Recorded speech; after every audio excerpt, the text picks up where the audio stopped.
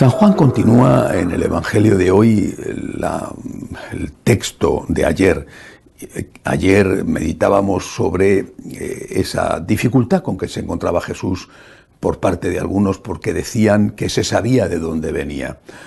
La discusión continúa y hoy ya algunos de esos judíos dicen que efectivamente el Mesías también tiene que saber de dónde viene, porque tiene que venir de la casa de David y tiene que tener sus orígenes en Belén.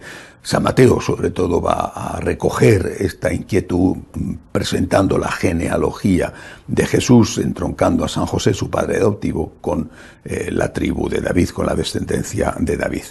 Pero yo creo que no es lo importante eso, porque repito, eso es lo que meditábamos en el Evangelio de ayer. Yo creo que lo importante es cuando Nicodemo le dice a Nicodemo, que era un jefe de los fariseos, un fariseo importante, se enfrenta con el resto y les dice que no se le puede juzgar a una persona sin haberla escuchado primero, sin haber averiguado bien lo que ha hecho. Entonces, estos se enfrentan con Nicodemo y eso a Nicodemo, según la tradición, le valdrá más tarde la persecución y el martirio después de haber resucitado Jesús, después de la muerte y resurrección de Jesús. Pero sobre todo le responden diciendo que de Galilea no pueden salir profetas.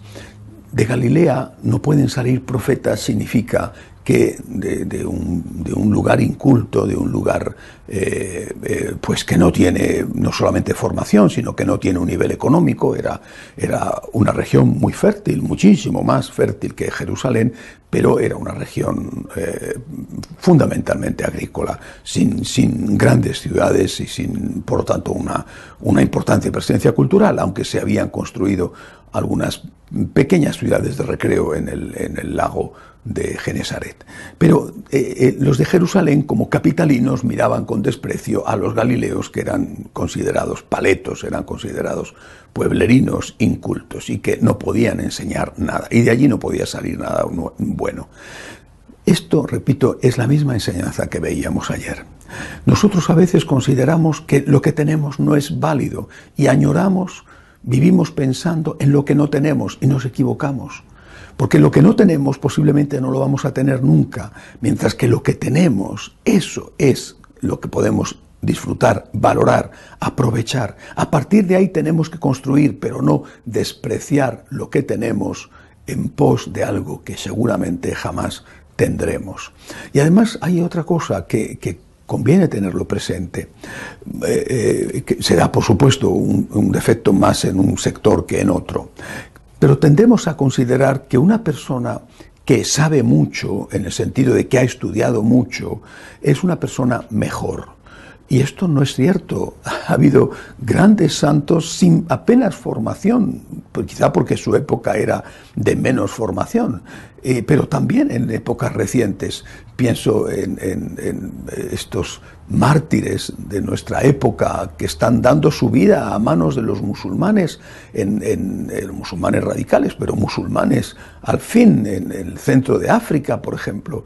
Y esta gente que da su vida y que no renuncia a su fe para mantener su amor a Jesucristo hasta el último extremo, esta gente seguramente es incultísima, no sabe nada, apenas sabrá quizá leer y escribir. Pero esta gente sabe muchísimo más que tantos profesores de teología, expertos, escritores, que meditan sobre la Sagrada Biblia y le sacan todo tipo de dificultades, de pegas, de contradicciones, y al final han perdido la fe, o si la tienen es otra fe que no la fe católica.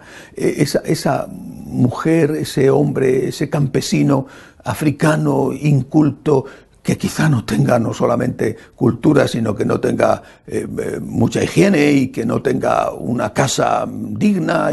Esa persona delante de Dios es mucho más sabia, mucho más entendida, es mucho mejor, es un santo y es un mártir, comparado con esos otros que tienen estupendos sueldos, mucho prestigio, van por el mundo dando conferencias que suelen servir para que la gente pierda la fe y que tienen nombre y que incluso tienen hasta es posible que algún importante cargo episcopal.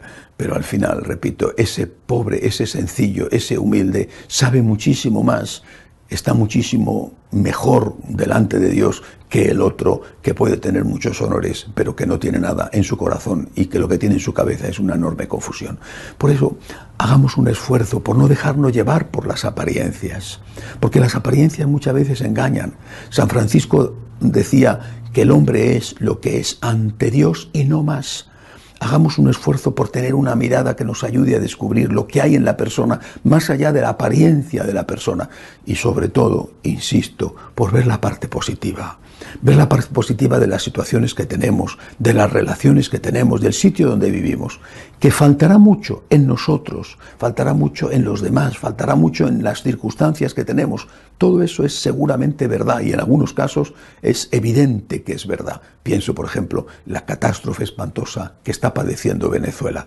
Bueno, pero aún así saquemos lo positivo, veamos lo positivo, porque de lo contrario, como decía ayer, solamente tendremos depresión, oscuridad y perderemos al final lo poco que tenemos. Que Dios nos ayude.